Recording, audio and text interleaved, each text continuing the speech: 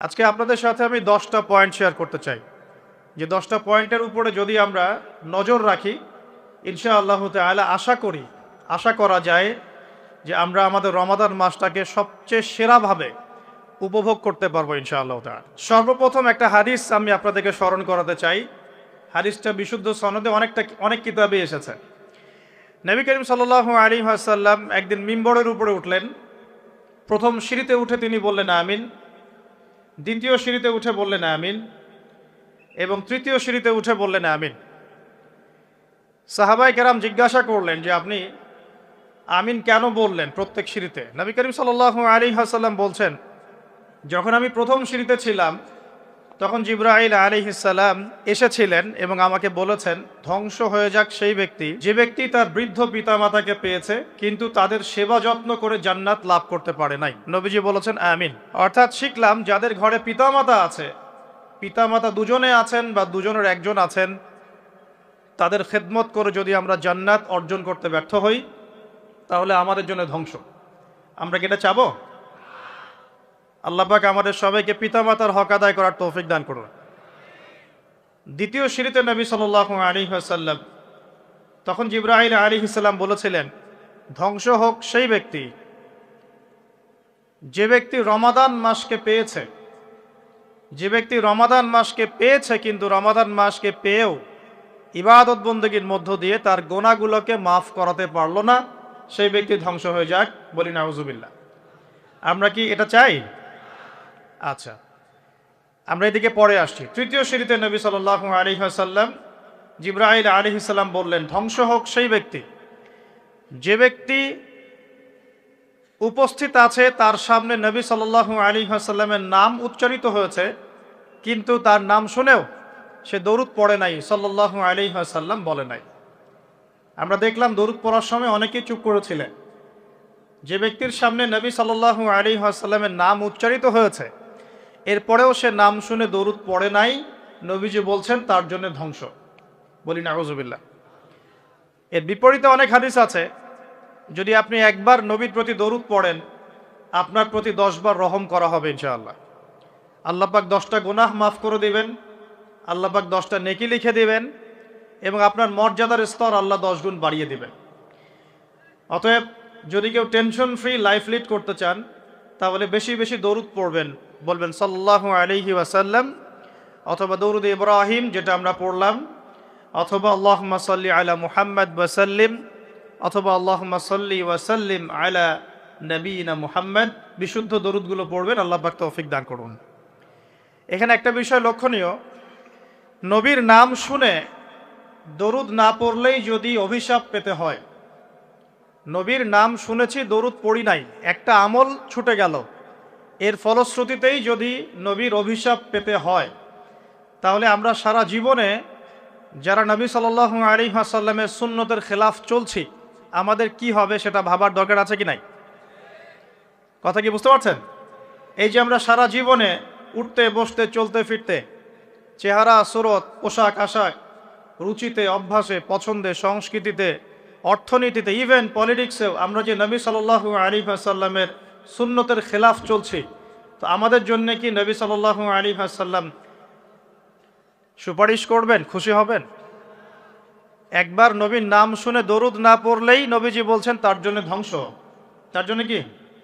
আর সারা জীবন যারা নবীর সুন্নতের খেলাফ চলছে তাদের কি হবে বলার অপেক্ষা আছে? কি কি কাজ করলে আশা করা যায় যে আপনি নূর এবং বাসিরা পাবেন? আশা করা যায়।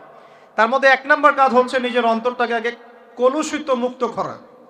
মানে অন্তরের মধ্যে কারো প্রতি হিংসা, বিদ্বেষ, রিয়া, অহংকার রাখা যাবে। অন্তর হবে একদম নিট অ্যান্ড ক্লিন। সবার কল্যাণকামী হবেন, সবার ভালো চাবেন, সবাইকে ভাই মনে করবেন। পারা যাবে ইনশাআল্লাহ? বরং মনে করবেন এই দুনিয়াতে সবচেয়ে পাপী মানুষ আপনি, বাকি সবাই ভালো। এই দুনিয়াতে সবচেয়ে খারাপ মানুষ কে? আমি নিজেই, বাকি সবাই ভালো।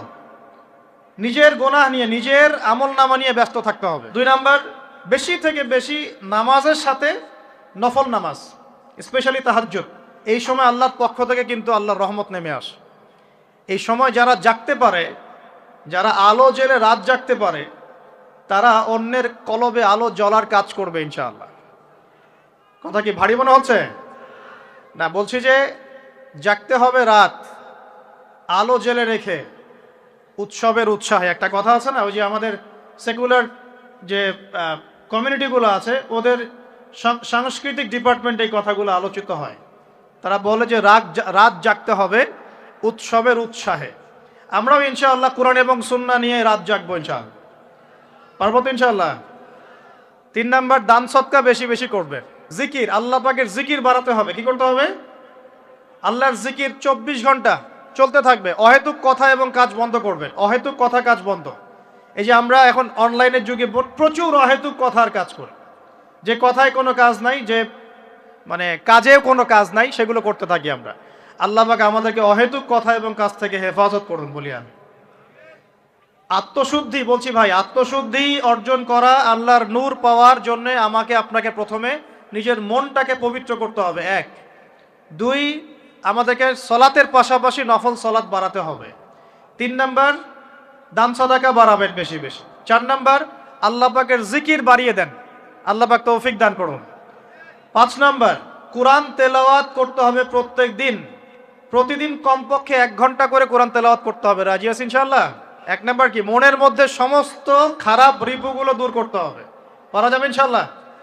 2 নাম্বার বলেছি ফরজ নামাজের পাশাপাশি বেশি বেশি নফল সালাত। 3 নাম্বার, দান সাদাকা করবেন। এর পাশাপাশি বলছি এতিমের মাথায় হাত বুলাবেন। এতিমের মাথায় হাত বুলাবেন। আত্মীয়তার সম্পর্ক বজায় রাখবেন। কার সন্তুষ্টির জন্য করবেন? আল্লাহর। কারো কাছে কিছু পাওয়ার আশায় করবেন না। আপনি যত বেশি এরকম সামাজিক কাজ করবেন আল্লাহর রহমত নেমে আসবে ইনশাআল্লাহ। 4 নাম্বার, আল্লাহর জিকির বাড়াবেন বেশি বেশি। জিকির করার জন্য আমি একটা বই সাজেস্ট করি। বইটার নাম হলো হিসনুল মুসলিম। বইটা দেখেছেন? নাম শুনেছেন? হিসনুল মুসলিম বইটা সবাই কিনবেন। এই বইটা মুখস্থ করে ফেলা চাই। পারা যাবে ইনশাআল্লাহ? এই পকেট সাইজ পাওয়া যায়, এই পকেটে রেখে দিবেন। প্রত্যেক নামাজের পরে এখান থেকে দোয়া কালামগুলো পড়বেন। পড়তে পড়তে মুখস্থ হয়ে যাবে ইনশাআল্লাহ। এগুলোর অ্যাপস আছে, প্লে স্টোরে ঢোকেন, দেখবেন এখানে হিসনুল মুসলিম অ্যাপস আছে, নামিয়ে নেন। যেখানেই যাবেন এখান থেকে দোয়াগুলো পড়বেন। পারবেন তো ইনশাআল্লাহ? 5 নাম্বার হচ্ছে কোরআন তেলাওয়াত বেশি বেশি করা। এই কাজগুলো করতে থাকেন, ইনশাআল্লাহ তাআলা আপনিও খিদর আলাইহিস সালামের মতো অন্তর্দৃষ্টি লাভ করতে পারবেন ইনশাআল্লাহ। সাথে আরেকটা কাজ বলব, এটা খুব বেশি ইম্পর্টেন্ট। সেটা হলো আল্লাহওয়ালা মানুষদের সাথে থাকা, দুনিয়াদার মানুষদের সঙ্গ ত্যাগ করা। আমার কথা কি বুঝতে পারছেন? আল্লাহওয়ালা মানুষের সাথে থাকবেন, দুনিয়াদার মানুষকে এড়িয়ে চলবেন। দুনিয়াদার মানুষ কি বোঝেন? যে মানুষের চাল চলন, কথাবার্তা, ওঠা বসা সবকিছুই দুনিয়া কেন্দ্রিক। মানে এখানে আপনি দুনিয়া ছাড়া কিচ্ছু পাবেন। দুনিয়াদারদের সাথে মিশবেন কিভাবে? প্রয়োজন, যতটুকু প্রয়োজন এতটুকু, শেষ। এটা আপনার আত্মার খোরাক দিবে কারা? পরকালের খোরাক দিবে কারা? আল্লাহওয়ালা মানুষরা। আল্লাহওয়ালা মানুষদের সাথে থাকবেন, চলবেন, ইনশাআল্লাহ তাআলা আত্মশুদ্ধি অর্জন করা সহজ হবে ইনশাআল্লাহ। দেখেন সাহাবায়ে কেরাম রাদিয়াল্লাহু আনহুম আজমাইন কিন্তু কিতাব পড়ে পড়ে ইসলাম শেখেন নাই। তারা নবী সাল্লাল্লাহু আলাইহি ওয়াসাল্লামকে দেখে শিখেছে। কথা বুঝতে পারছেন? নবীজিকে দেখে শিখেছে। আমরা তো নবীকে দেখি না, দেখি? আমাদের কাছে কিতাব আছে। এখন নবীর যারা ওয়ারিস তারা কারা বলেন? ওলামায়ে কেরাম। আচ্ছা, ওলামায়ে কেরামদের কাছে কি যাওয়া হয় মাঝে মাঝে? দেখা সাক্ষাৎ করেন? তাদের সাথে বসবেন, দেখা সাক্ষাৎ করবেন, তাদের ওয়াজ মাহফিলে যাবেন, তাদের মজলিসে বসবেন, তাদেরকে দেখে তাদের কথা শুনে আত্মশুদ্ধি অর্জন হবে ইনশাআল্লাহ। আর যদি পারেন আলেম ওলামাদের খেদমত করবেন। কি করবেন? আনাস রাদিয়াল্লাহু আনহুর কথা মনে আছে? নবী সাল্লাল্লাহু আলাইহি ওয়াসাল্লামের খেদমত করেছেন প্রায় 12 বছর। কত বছর? এবং তিনি যে বিষয়গুলো শিখেছেন নবীর কাছে, এগুলো কিন্তু অন্যান্য অনেক সাহাবীর রিওয়ায়াত থেকে আপনি পাবেন না। আবু হুরায়রা রাদিয়াল্লাহু আনহুর নাম শুনেছেন? তিনি ইসলাম কবুল করার পরে নবী সাল্লাল্লাহু আলাইহি ওয়াসাল্লামের কাছে এক আঠার মতো লেগে থাকতেন। মানে নবী কি করেন না করেন, কি বলেন না বলেন, সব তিনি নোট আউট করতেন মাথায়, মেমোরিতে। তখন তো লিখতেন না, কি করতেন? মুখস্থ করতেন। একদিন বলছেন, ইয়া রাসূলুল্লাহ সাল্লাল্লাহু আলাইহি ওয়াসাল্লাম, আমি অনেক শুনি হাদিস কিন্তু আমি ভুলে যাই। আমি হাদিস শুনি কিন্তু ভুলে যাচ্ছি, কি করব হে আল্লাহর নবী? নবীজি তার চাদরটাকে নিলেন। কি নিলেন? কি জানি একটা পরে নবী সাল্লাল্লাহু আলাইহি ওয়াসাল্লাম এভাবে হাতে নিয়ে তার চাদরে ঢেলে দিলেন, দিয়ে চাদরটা পরিয়ে দিলেন। আবু হুরায়রা রাদিয়াল্লাহু আনহু বলছেন, এরপরে আমি কোনোদিনও হাদিস ভুলে যাই নাই। এই জিনিসটাকে কি আপনি বিজ্ঞান দিয়ে ব্যাখ্যা করতে পারবেন?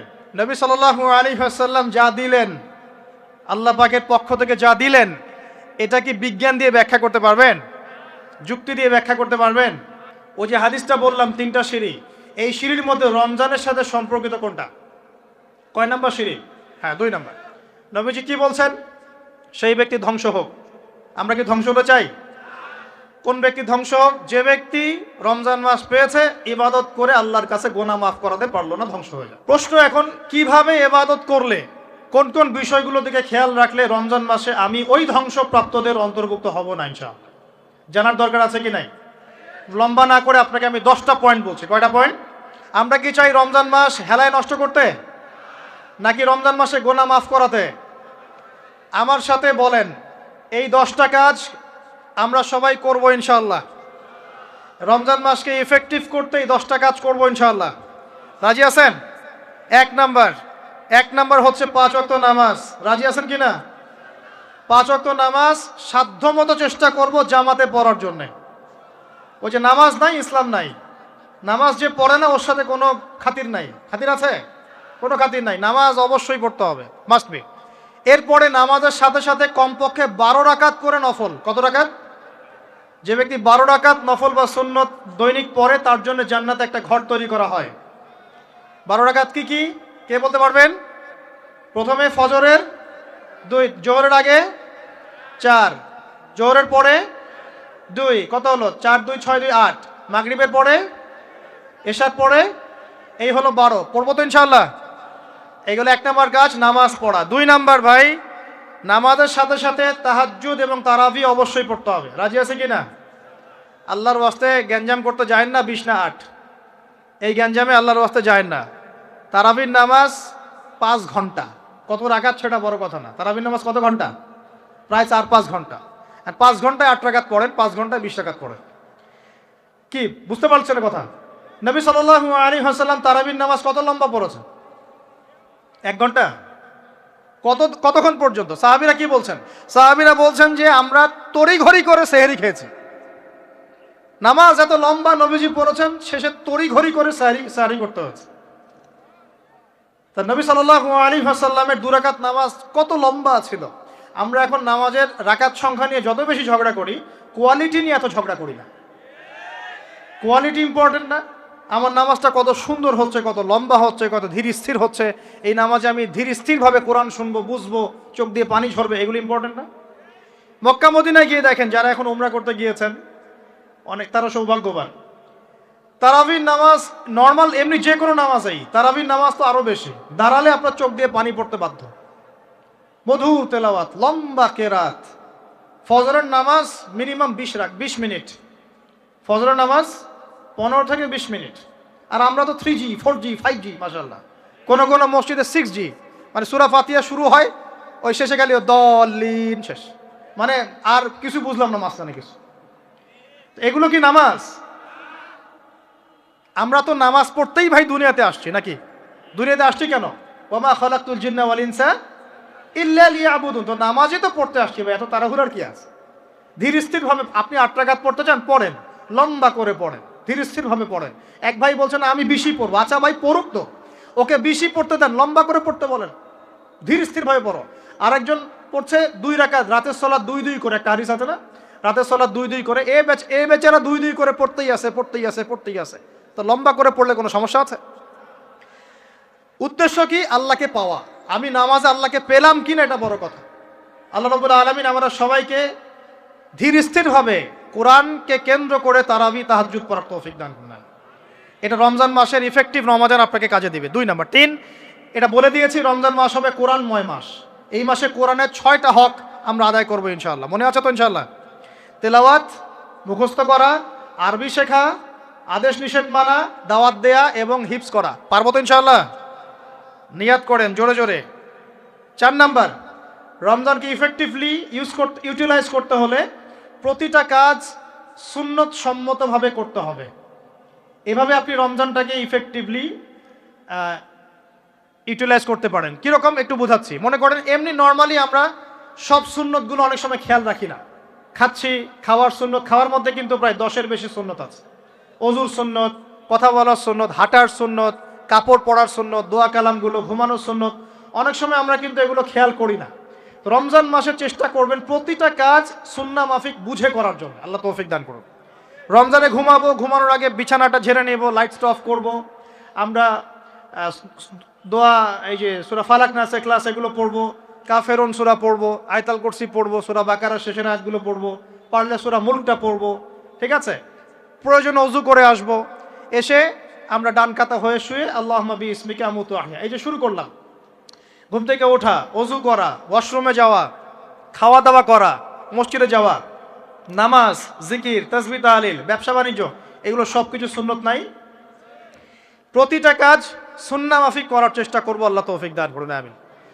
ফিকহুস সুন্নাহ এরকম কিছু বই পাওয়া যায়, ফিকহুস সুন্নাহ, কিতাবুস সুন্নাহ, এরকম অনেক বই আছে। আরবি থেকে বাংলা অনুবাদ হয়েছে, বাংলাদেশের ওলামায়ে কেরাম লিখেছেন। এরকম সুন্নাহ শেখার কিছু বই কিনে নেবেন, কিনে নিয়ে প্রতিটা কাজ কিভাবে করলে সুন্নত হয় পড়ে দেখবেন। পারবেন তো ইনশাআল্লাহ? আল্লাহ পাক তৌফিক এনায়েত করুন, বলি আমিন। এটা কত বললাম? 3 নাম্বার। 4 হচ্ছে দান সাদাকা বেশি বেশি করা। রমজানে দান সাদাকা বেশি বেশি করা। আল্লাহ রাসূল সাল্লাল্লাহু আলাইহি ওয়াসাল্লাম রমজানে রহমতের বাতাসের চাইতেও বেশি বেশি দান করতেন। আমরা পারবো কিনা ইনশাআল্লাহ? দেখেন, আমি একটা কথা বলি, দান করার জন্যে সম্পদ লাগে না, দান করার জন্যে কলিজা লাগে। কি লাগে? ব্যাস, যার মন বড় সে দান করতে পারবে ইনশাআল্লাহ। আল্লাহ পাক আমাদের সবাইকে দিনের জন্য দান করার তৌফিক দান করুন। দিনের জন্য দান করেন, স্থানীয় মসজিদ, মাদ্রাসায়, এতিমখানায়, অসহায় মানুষের পাশে, বিধবার ঘরে, এতিমের ঘরে, যারা খেতে পারছে না 3 বেলা, ওদের ঘরে ঘরে রমজানের বাজার পৌঁছে দেন। আল্লাহ পাক তৌফিক দান করুন, আমিন। 5 নাম্বার, রমাদান মাসে অবশ্যই অবশ্যই আমাদের জাকাতগুলো আমরা দিয়ে দিব। রাজি আছি তো ইনশাআল্লাহ? বলেছি জাকাত এবং সালাতের মধ্যে যে পার্থক্য করে সে মুসলিম নয়। জাকাত ফরজ হয়েছে, অবশ্যই অবশ্যই আপনাকে জাকাত দিতে হবে। এটা কিন্তু নফল কিছু নয়, এটা কি ফরজ। জাকাতের নিসাব জানেন কি না? কত পার্সেন্ট? 2.5%। আচ্ছা, জাকাতের নিসাব নিয়ে ইনশাআল্লাহ পরবর্তীতে লেকচার চলে আসবে, অনলাইনে দেখে নিন। এছাড়া ফিকহুজ জাকাত কিছু প্রোগ্রাম আসবে, অনলাইনে দেখে নেবেন ইনশাআল্লাহ। আল্লাহ রাব্বুল আলামিন আমাদের সবাইকে জাকাতগুলো দেওয়ার তৌফিক দান করুন। শুধু জাকাত যদি আমরা ঠিকঠাক মতো দিতাম, একজন মানুষও সমাজে না খেয়ে মারা যেত না। একজন মানুষও না। সমাজে এই যে ইকোনমিক সমস্যাগুলো যেগুলো হয়, অর্থনৈতিক সমস্যা, স্যাংশন, মুদ্রাস্ফীতি, হাবিজাবি, অনেক প্রবলেমস ওভারকাম করা যেত শুধু জাকাতের মধ্য দিয়েই। কিন্তু কে শোনে কার কথা? সবাই কি জাকাত দেয়? বাংলাদেশে এমনও মানুষ আছে যার একজনের জাকাত দিয়ে 100 পরিবারের সংসার চলবে ইনশাআল্লাহ। আছে না এমন লোক? আমরা জাকাতগুলো দেওয়ার চেষ্টা করি। আল্লাহ পাক তৌফিক দান করুন। 7 নাম্বারটা বলে দিয়েছি, রমজান হচ্ছে একটা নতুন জাতির উত্থান। অতএব রমজানে আমরা সমস্ত পাপ ছেড়ে দিয়ে একটা আলোকিত জাতি হিসেবে আত্মপ্রকাশ করব ইনশাআল্লাহ। আল্লাহ পাক তৌফিক দান করুন।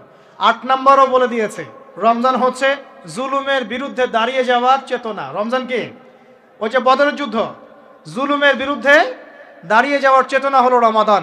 তাই সর্বস্তরের জুলুমকে আমরা রমজান মাসে রুখে দেওয়ার চেষ্টা করবো ইনশাআল্লাহ। আল্লাহ পাক তৌফিক দান করুন। শুরুটা হবে কোত্থেকে? নিজের থেকে। আমার নিজের মধ্যে কি কি জুলুম আছে আমি আগে দেখব, আমি কার কার উপর জুলুম করেছি এটা আগে দেখব, এগুলো আগে প্রতিহত করব, তারপরে আমি ইনশাআল্লাহ তাআলা পরবর্তী দিকে ফোকাস করব। 9 নাম্বার খুব ইম্পর্টেন্ট। 9 নাম্বার আর 10 নাম্বারটা বেশি ইম্পর্টেন্ট। 9 নাম্বার হচ্ছে রোজা রাখা মানে আমরা অনেকেই মনে করি যে না খেয়ে থাকা আর কি পানি ছেড়ে দেওয়া। অনেকেই মনে করি এটা রোজা মানে আমাকে না খেয়ে থাকতে হবে আর পানি ছেড়ে দেওয়া লাগবে, স্ত্রী সহবাস ছেড়ে দেওয়া লাগবে।